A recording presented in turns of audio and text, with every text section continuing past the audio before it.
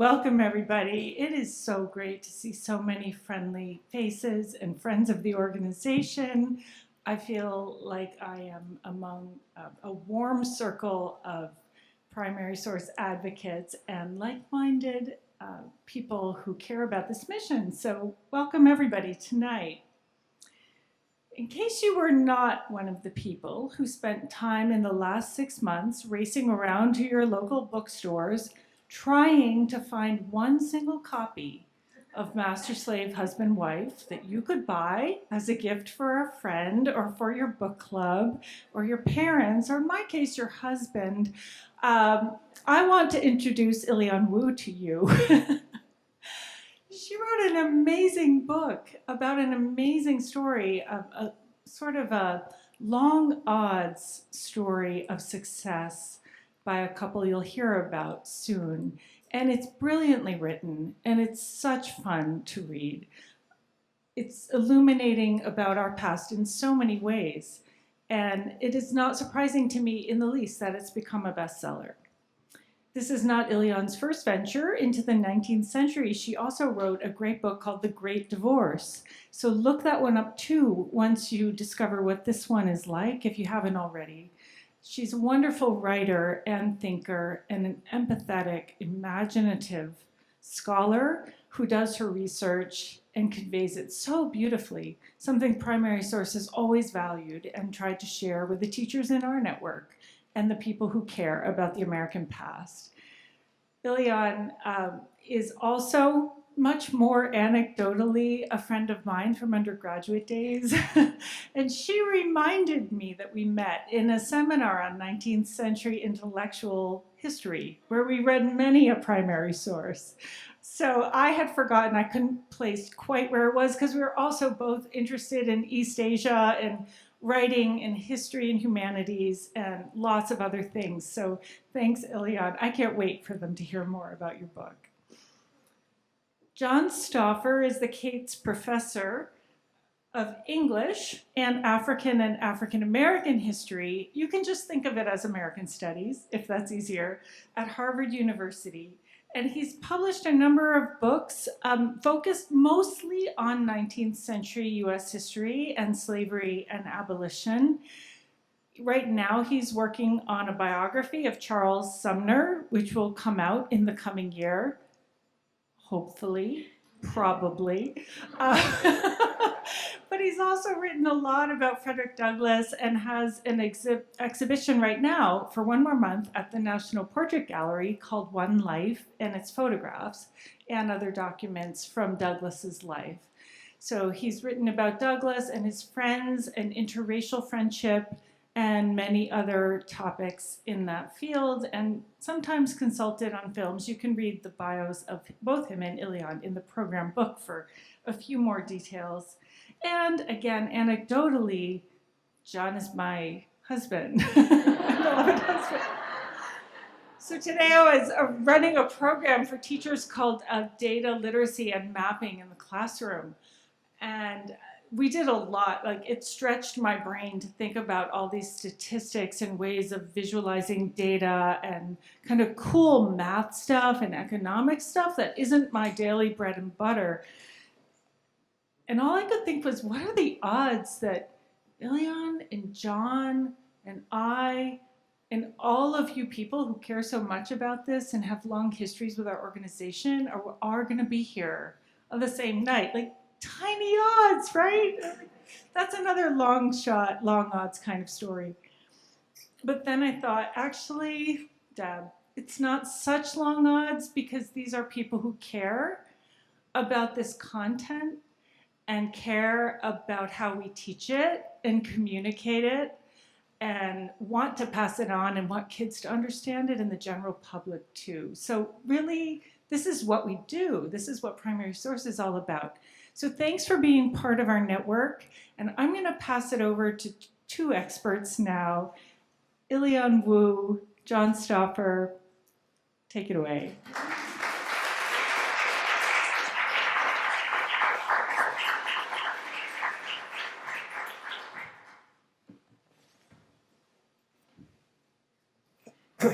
Thank you, Deb. Thank you, Jen. It's wonderful to be here. It's wonderful to have a conversation with Ilyon. We met briefly. I love your book. I think it is a masterpiece, not only of narrative nonfiction, but of scholarship. And I want to encourage you to explain how and why this book is so important, and to convey to the audience both the difficulty and the beauty of writing a book that's both a work of art and a work of scholarship. As most of you probably know, Master Slave, Husband, Wife, An Epic Journey from Slavery to Freedom was not only a New York Times bestseller, it was one of the New York Times best books of 2023. It was also named a best book of 2023 by The New Yorker, Time Magazine, NPR, and Smithsonian Magazine, among others. That pretty much covers the field. Her first book, The Great Divorce, a 19th century mother's extraordinary fight against her husband, the Shakers, and her time, also did very well. It's the story of America's most famous divorce case. In both books, especially Master Slave, Husband, Wife, it's a work of rigorous scholarship. There are new insights. I mean, I work in the field. I'm finishing a biography of Charles Sumner. Sumner is in there. In fact, she quotes Sumner after Millard Fillmore signs the Compromise of 1850. She quotes Sumner, who brilliantly says, "It'd be better had Fillmore never lived." The quote goes longer than that, but the depth of her research is truly extraordinary. You have a PhD in English from Columbia, and my first question relates to that. So PhD students in English are not generally known for writing page-turning, popular, best-selling histories. How'd you do it? Oh, well, thank you for the question. Let me first just say thank you so much for having me here in this historically significant building and with this organization that does so much incredible work. I mean, there's also just so much strange and wonderful synergy between the ways in which we approach our work, and I love that. And I love the fact that, Douglas, who you write about, knew the crafts. Sumner knew the crafts. Yes. I know Deb. There's another scholar whose work I will shout out to later on today, I hope, who really helped me with this cover. There's so many different connections here, and I just love that. So thank you. An English PhD. I guess I entered the PhD program because I love stories and I love to read, and I just wanted a year to read fully. I didn't really expect to do the whole PhD program, and I definitely didn't want to write like an academic. But when I went to Columbia, it was like I was at this all-you-can-eat, like history, film, literature, everything buffet. And so I just kind of gorged myself, knowing that I didn't want to write that way. That didn't want to be, I knew that wasn't going to be my end product, but I wanted to know how stories worked, and I wanted to make them move. Right. That's great. That's great.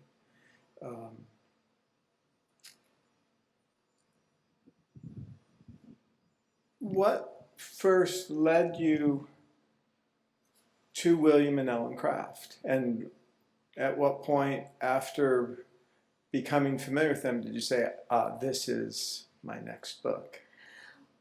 Well, that would be graduate school again. So I remember being in the Star East Asian Library. I remember exactly where I was because it was such a seismic moment of reading for me. I'd be curious, actually, to hear your thoughts about this narrative because you didn't describe it in the same terms that I'm about to describe it now. But for me, it was a real page-turner. I mean, this was a story about I'd never encountered anything like this before. There's a man and a woman, a husband and a wife, who are going not on any kind of underground railroad as we study, but they're going above ground on trains in full plain sight. And they are doing this with this incredible disguise that really turns the social order upside down. It's a love story. And describe their disguise. Yes. Describe their disguise. So it's Ellen, who is the daughter of an enslaved woman named Maria and her first enslaver, James Smith, who has a very fair complexion, which actually caused her much grief as a child, but which in this moment she's using to her advantage. So she is using it to pass as a rich, white, disabled enslaver. And her husband, William, is pretending to be her slave. So she puts on a man's shirt. She sews herself a pair of pants because she's a skilled dressmaker.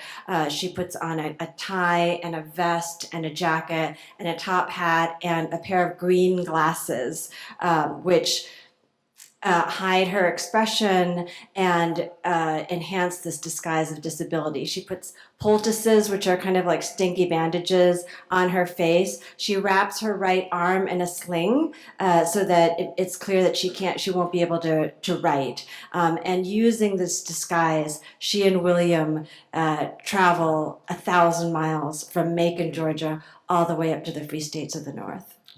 Right. So the story itself, I mean, just the conceit is incredible. And there are heart-stopping moments they describe in this narrative. It is an adventure story. It's a love story. It's really, in some ways, a conversion narrative as well. There are a lot of religious undertones. It's a story of faith as well, a story of freedom.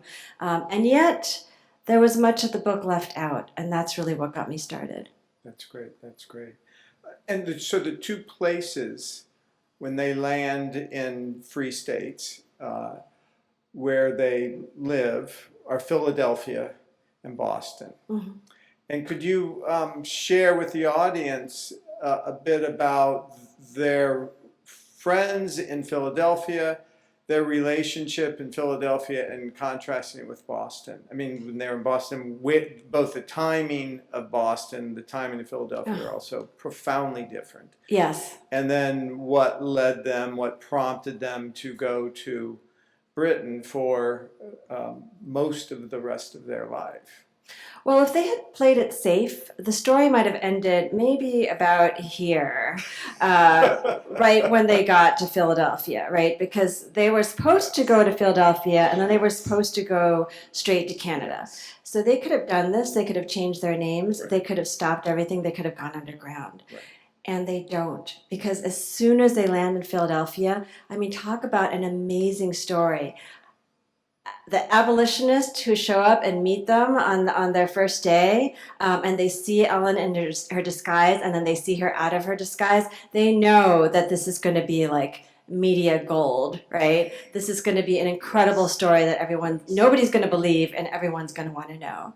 So, at first they're hiding with this Quaker family in Pennsylvania. They've been convinced actually to go to Boston at this point. They're saying, the abolitionists are like, yeah, there's Canada, but it's super cold. I don't think you want to go there. So they decide to go to Boston initially. But when they're in Pennsylvania, they've made it out of Philadelphia.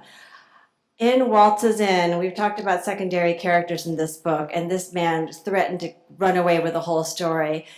In walks, dances, moves in William Wells Brown, Right. who is a self-emancipated man, so he knows what they've been through. He's been all the way down the Mississippi River, forced to be a slave trader's right-hand man, among other things. He's been a wildcat banker, he's been a barber, he's been a best-selling author, and he spins a story like nobody else, and he says, will you join me and share your story and fight for all those left behind?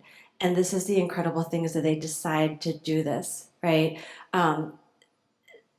They are putting marks on their back when they do this, because they're going with Brown. They are traveling I counted the miles, like, because I nerd that I am, I looked at all the different stops they were making and counted up the mileage.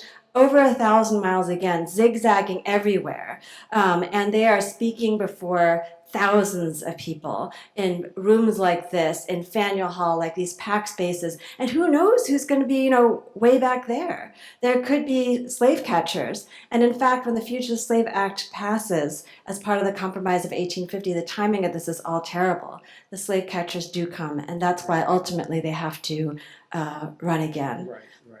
And could you describe a little more detail about why the Fugitive Slave Act of 1850, part of the compromise, is so outrageous, and why it differed from the previous Fugitive Slave Act? Yes, because there was a Fugitive Slave Act before, and I feel like this is one of those things that we all memorize in high school, right? The Compromise of 1850, and then there's like Henry Clay and Daniel Webster and Jocelyn Calhoun, and then there's this controversial Fugitive Slave Act. But it's not really until I got deep into the story that it really came alive, seeing what that actually meant. Because this law gives enslavers, like the crafts enslavers, what Abraham X. Kendi has called octopus powers. I mean, they had the rights before, and in fact, there's a constitution also protecting the rights of enslavers, their ability to recapture those who still owe their labor, right, from the states that they left. But this like, I mean, they turned into like incredible Hulk powers as they're able to really just accuse anybody of being a fugitive slave. And there's no way, if you're accused, to be able to protest. Right. So that means that any person who can be mistaken for a slave or claimed as a slave is vulnerable, and that means everyone. And not only that, but every good citizen, it's written into the law, every good citizen has an obligation to essentially join a slave-catching posse if called to do so, or face stiff fines and imprisonment. Yeah.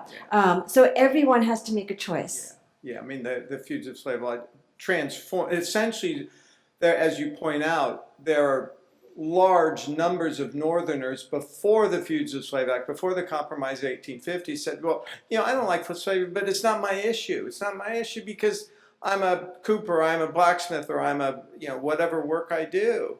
I don't want to deal with it. Because after the Fugitive Slave Law, anyone can be deputized to help round up a suspected fugitive. Now it is my problem. Right. And it totally transforms, as you beautifully highlight, throughout the North, in Philly and Boston. And I think Ellen Craft's also her physical presence and her appearing white also shakes people up in this regard. Because if Ellen Craft is an enslaved woman, then anybody can appear as an enslaved person. Then anybody can be accused and anybody can be taken. Yeah. So how did they stay safe from the slave catchers who came to Boston for them when they were there? I mean, that's the huge irony, and that's really sort of the second act of the book, and it's something that the Crafts themselves, so I mentioned that I learned about the Crafts from this 1860 narrative, but there's a lot that they either will not or they cannot say. They have loved ones still in bondage at the time that they write their narrative. So they're huge silences. And in fact, the Boston crisis is, it's really sort of, that's where the Crafts are really in the greatest danger. And there's such an irony there. That's where the slave catchers are coming after them. And it's been described as a cat and mouse game. At one point that they are within rifle shot of the slave catchers. The slave catchers actually come and they see Charles Sumner, and one of them is like kind of starstruck. Sumner's this tall, good-looking guy. He's not yet senator, but he's on his way up. And one of the Southerners wants to shake his hand, and Sumner won't do it. And then he's like all miffed and wants to take things outside, and it kind of made me think ominously of what actually does end up happening to Sumner when Southern honor is at stake. Yeah, that's right. That's very good. You do a beautiful job, a gorgeous job of capturing and describing the North Slope of Beacon Hill, where much of the black abolitionists of the United States lived. Could you share some of that with them? I mean, there's some major, fascinating, brilliant figures who were crucial in helping to protect and the crafts and prevent them from being remanded back into slavery. Yeah, they are. And I mean, you can actually, I've navigated those streets with a 19th century map. I mean, literally with a printout of a 19th century map, they're still the same. And I think that says a lot. I mean, there's resonance there. The physical streets are still the same. And I think that's symbolic. Yes. But you can actually go and see the Lewis and Harriet Hayden house. I happened to be there with a TV crew when it's privately owned, when the owners happened to be inside. So I actually got to go inside and see sort of these secret tunnels that are still there, at least the outsides of them, and you can feel that presence in that in that space. So Lewis and Harriet Hayden were the keepers of the Underground Railroad station there. And Lewis is he's the one that the camera shines on a lot, because at one point when the slave catchers are really close, he has a keg of gunpowder, allegedly, and he has a match in hand, and he says, cross this line and I will blow everything up. But and his former master was? Oh, yes, Henry Clay. Henry Clay. One of the architects of the Compromise of 1850. Yes, yeah. It's incredible, isn't it? Yeah. I mean, so yeah, all these interconnections. There's almost like somebody described this as a Zelig-like quality with the crafts, that they are so connected with so many people, and the 6 degrees of separation. It's like 3 degrees, 2 degrees in the crafts world. But I want to point out actually that Lewis Hayden's wife, Harriet, I mean, she is the one who is keeping the house, who's doing a lot of the unrecognized labor behind the scenes. But now there's actually a wonderful exhibit of her photo albums at the Boston Athenaeum. It's definitely worth a visit. There's so much to see. I have not seen that. Thank you. That is very good to know. So, and then what led them, most of their adult lives, they were in Britain, arguably. Well, they spent almost 20 years. 20 years. Yes, overseas. And why did they go? How would you say they characterized Britain as opposed to the North, Philadelphia and Boston? Well, one of the moments that sort of, for me, said it all about their early experiences in the UK. It's not like one of those big moments. I mean, so they see, like, they're going to, these grand halls, and they're filling, spaces with like thousands of people, and people are rising to their feet and cheering. And I mean, I've seen a lot of these spaces, and they're grand and they're amazing. And to think that they were just, within a year being chased around in Boston and hiding under the floorboards trying to get away from slave catchers, there's such a contrast there. But what William Wells Brown actually writes about is a very ordinary moment, where he and William are just walking down the street, and William is amazed that nobody's looking at him, that he can just pass through a space anonymously. And he sees a white man and 2 black women walking arm in arm. And he cannot believe that they're just walking down the street. And it's the ordinariness of this that is so stunning. And William Wells Brown, as he's observing his friend William, says this speaks to the experience of every enslaved person that he's seen come to these shores. It's in the ordinary that they experience the extraordinary. Right. Can I interrupt for 1 second? I just want to interrupt, John, if you could ask 1 or 2 more questions, and I'm going to make an announcement. You all have a card in your little packet. If you'd like to ask a question, you can write it on this card for Ilyon or John, and we'll come around and collect them, and we'll hand them to John to ask some questions. Sorry to interrupt, so you can carry on while people write some questions. As I mentioned, one of the things that I've loved about your book is not only the narrative momentum that you create, which is a sign of a great writer, great creative narrative nonfiction writer, but also the degree to which you capture, you show how and why larger political cultural events resonate and are so important for understanding the crafts. And you begin really, in fact, your first chapter is Revolutions of 1848, or Revolutions of 1848, which refers to the many revolutions of 1848 in an effort for democracy among, 8 or 10 countries. And you refer to it in terms of the United States, a story that begins right after the Mexican War of 1848. Zachary Taylor is elected president.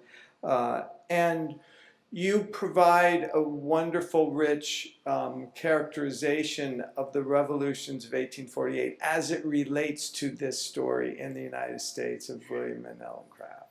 Do you want to share that? Well, I mean, thank you for recognizing that. I mean, I really wanted to create, so the crafts give us these incredible melodic voices, and I wanted to create an orchestral accompaniment, a score that would amplify them. And what I thought of really was almost like the 1812 overture, or something big that I didn't want the crafts to be turned into a little footnote, and I really wanted to go back and forth between the giant epic global picture in which they participate and the specifics of their world. Right, that's great. And you are just truly brilliant at capturing the relationship between text and context. Text meaning the crafts' lives and their friends and relationships, and the broader political, cultural context, which is very, very hard to do. My last question before we open it up is I found really interesting. So the crafts are both from Milledgeville, Georgia. Yeah.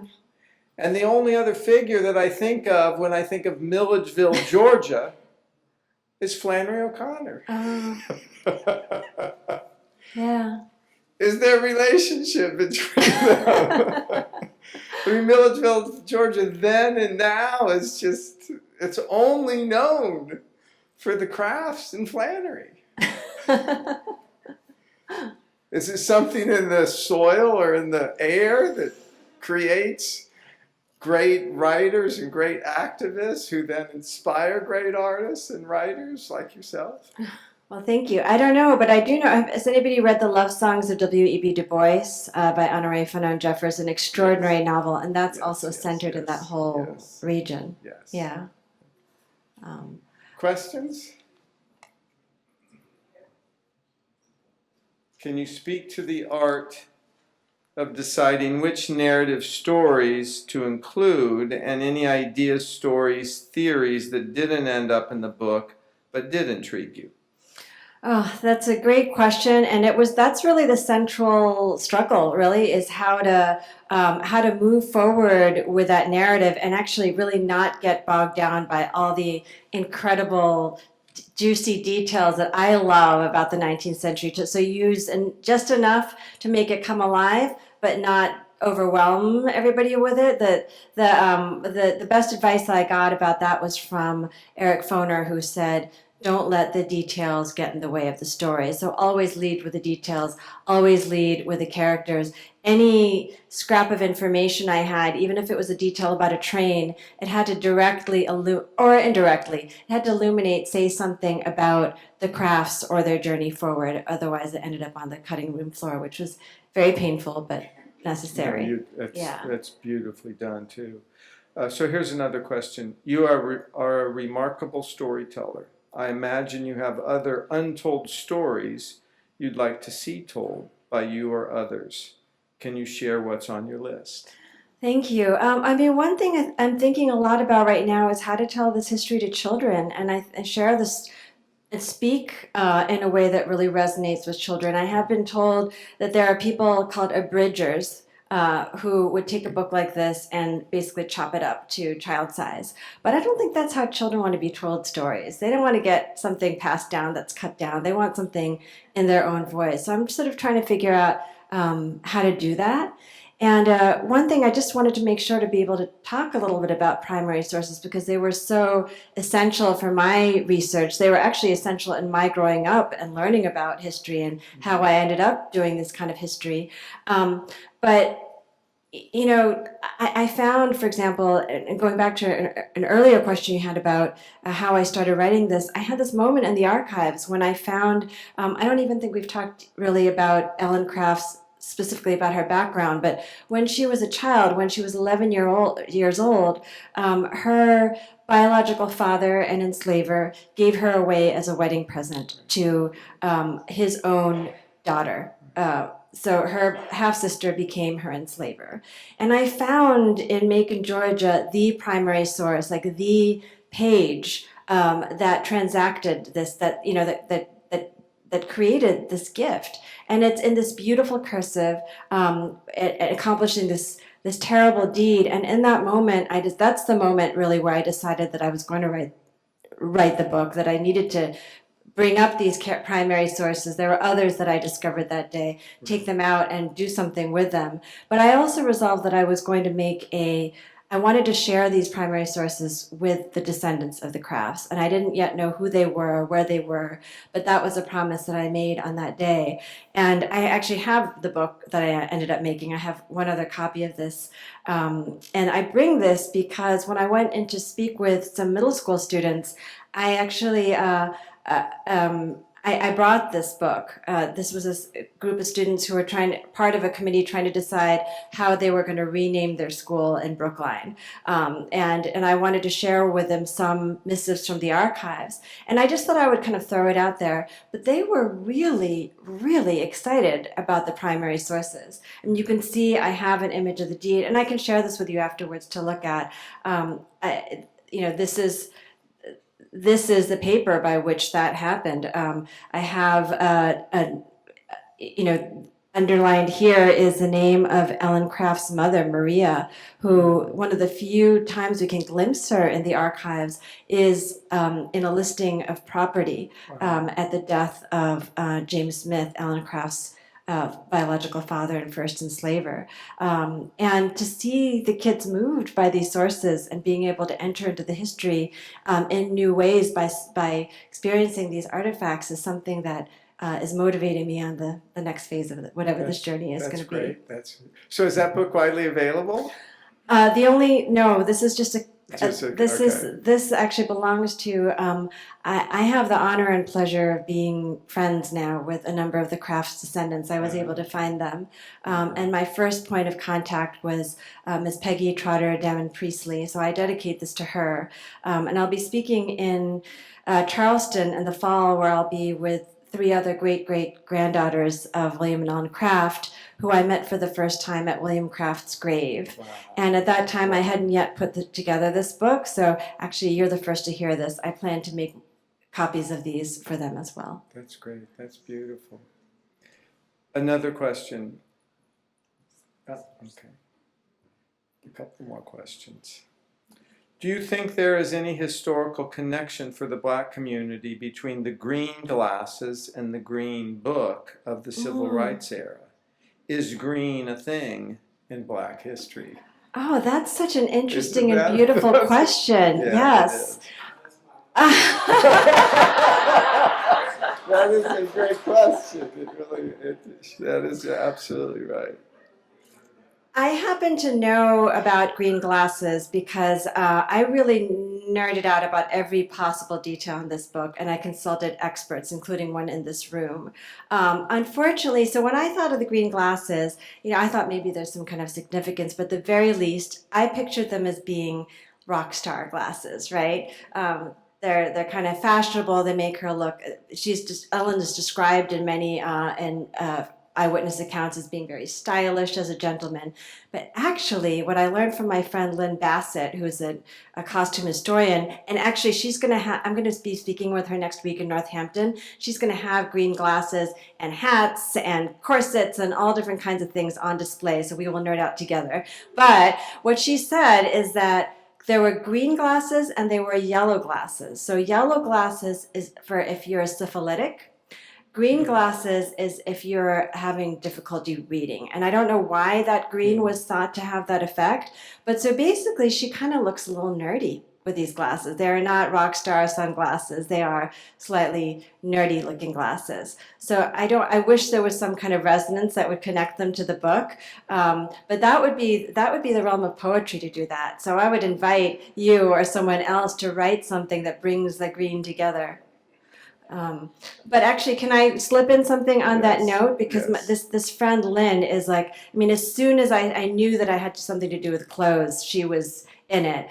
She saved my my bottom on many different situations having to do with material history, because this stuff is very, very specific. She saved me on a previous cover. And actually, on this cover, I originally had a different man's face on this cover, and I won't go into the big details. But there was another picture of a man who was supposed to be William Craft. It was a privately owned picture, and the man who had these images came up with more and said, "Oh, it's the same guy." And I looked at the guy and I said, "It's either not the same guy or maybe not in the right period." So I don't know any of this. The pictures have no dates on them. They have no names on them. So it's kind of like detective work you have to do. So I'll just fast forward and say there was a night, it was like midnight at some quilters or like tapestry or some sort of clothing history conference. 3 experts, including Lynn, and they're leaning over this picture. And I told Lynn what I wanted to hear, but I told her I was ready to hear what I didn't want to hear. And she said, "I'm sorry, this is not your man." So I had to scrap the cover. But the reason why I'm telling you this is because then the whole cover to me came in doubt, because look at this lovely vegetation they have at the bottom of the cover. Then I thought, wait a second, if the guy is wrong, what if the vegetation is wrong? What if this is not period appropriate? I had already made them swap out. This is like a photoshopped steamboat. It was the wrong steamboat. They had like this big fancy steamboat, and I knew the steamboat that the Crafts took was small and fast. And so I was like, oh no, like they're gonna have to change everything. And I went into panic, and I was like, all right, Lynn, I need somebody who knows like this stuff, like vegetation, pictures, 19th century scenes, just as well as you know clothes. And she said, I got the person. And she's sitting in this room. Where is she? Martha Katz Hyman. Yeah, thank you. That's great. That's great. My specialty is African American material culture of 18th century Tidewater, Virginia, Maryland. I've dug into the century because I'm also the co-editor of a 2-volume encyclopedia called World of a Slave about the material culture of these enslaved people. So Yeah, thank you. I mean, we were talking about this, like, why this matters, right? You might say, well, like, does it matter if it's like the wrong shrub or if it's the wrong button or, if things aren't exactly just so? And it matters beyond the fact that they're going to be readers saying that's not the button or that's not the shrub or that's like the wrong thing. But the reason why it matters, and I'll give the steamboat as an example, is, originally, like, when I pictured a steamboat, I pictured this big lavish thing that was traveling along the waters, right?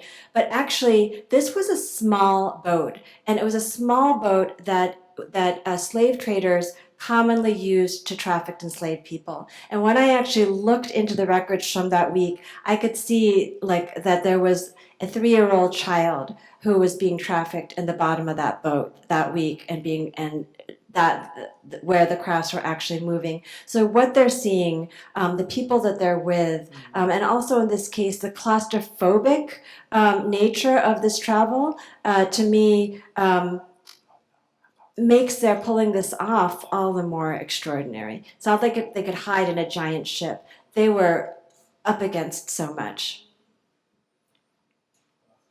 So I have, we're going to go through these quickly, but we have 5 more questions. Anthony Burns was captured as a result of the Fugitive Slave Act, and Boston rallied to his side. Could the Crafts' time in Boston have created empathy for the Burns' case? Oh, yes, but Anthony Burns' story did not end well. I mean, so you had a number of these cases, culminating in many ways in the Anthony Burns case, where people had black what is it? I have Lynn like back of my head saying wrong kind of fabric, but fabric, festooning the windows, darkening the windows as he's being marched to the wharf to be sent back. The crafts were the first, right? When the slave captors came after them, nobody knew how to respond to the law, and there was just this kind of panic. But in this procession of cases, and I write about them in my book, you see gradually that Boston is actually getting its act together in terms of sending the enslaved back into bondage. Right.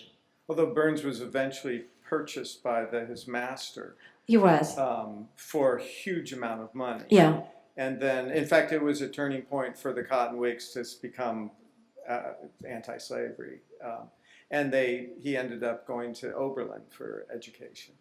But you're right about that. Here's another question: is there any connection you know of between Hannah Crafts of the bondswoman narrative and this couple, especially William Crafts? That's a really good question, and I don't know of any connection. It was a pretty common name at the time, and I know where it came from in terms of William's ancestry, and I was able to actually visit. There's like a tiny little sign that says Crafts Neck in Maryland that's still there, and a very creepy road that I drove down, but I wasn't able to take that sort of that road down the Hannah Crafts and William and Ellen Crafts convergence. Yeah, I don't know either any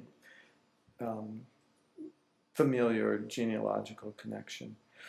Why do you think Ellen stopped speaking at the events?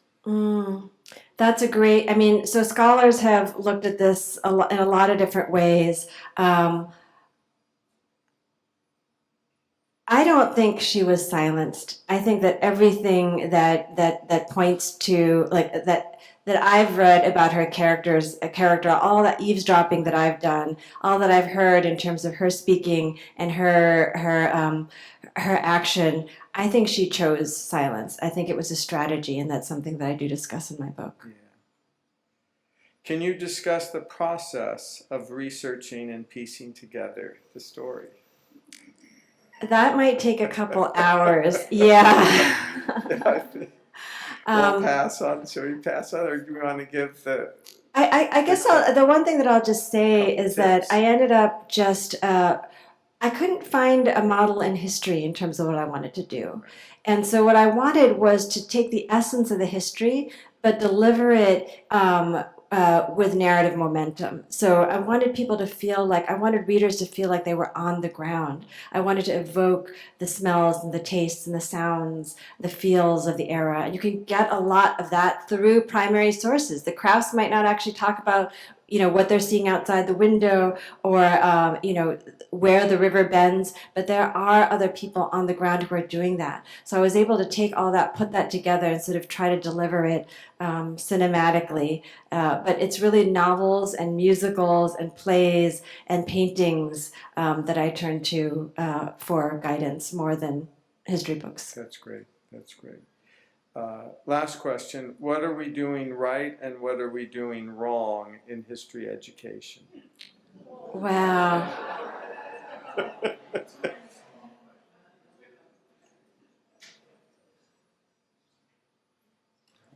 I can tell you what was done right when I was growing up. I had history that was really about primary sources. I went to the King Open School in Cambridge, Massachusetts, alternative public school. It was in the 70s, and some of the people who were marching with Dr. King were that Bob Moses was actually a parent of a child of one of my fellow students. We got history not through texts. In fact, I don't remember there being any kind of textbook while I was there. It was through speeches. It was through music. It was through pictures. I remember seeing a whole wall of pictures of Black American heroes, but it wasn't presented as a Black history. It was presented as American history. And so that's why when I was reading your curricular materials, Black history is American history, I was like, yes, that's the message that I got. I got to write my first paper about Benjamin Banneker. That was a great American that I was writing about. later on, I realized how unusual this way of receiving history was. When I started reading textbooks, suddenly all the interesting history that pulled me in was literally in the margins of the pages. In many ways, this book is an effort, like my attempt, to try to bring all those strands of history together. So you get the Henry Clay, you get the Daniel Webster, you get John C. Calhoun.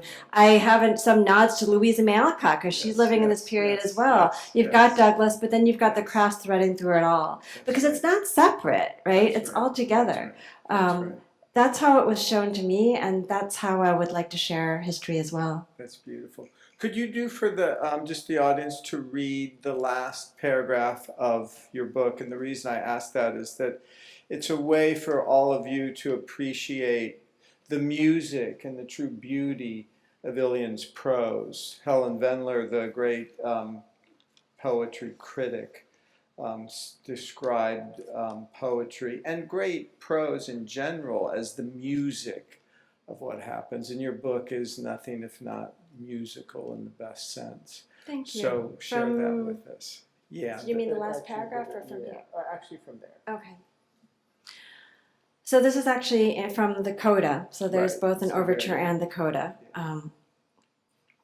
It might be said that America failed the crafts. Time and again, they pushed towards some realization of their dreams only to be cut off, or rather to see the finish line moved. When it finally seemed that the nation would take them back, their chosen homes were destroyed or brought down in court, and they were denied a happy ending, even in the ever after. The absence of a happy ending may partly explain why the crafts are not better known.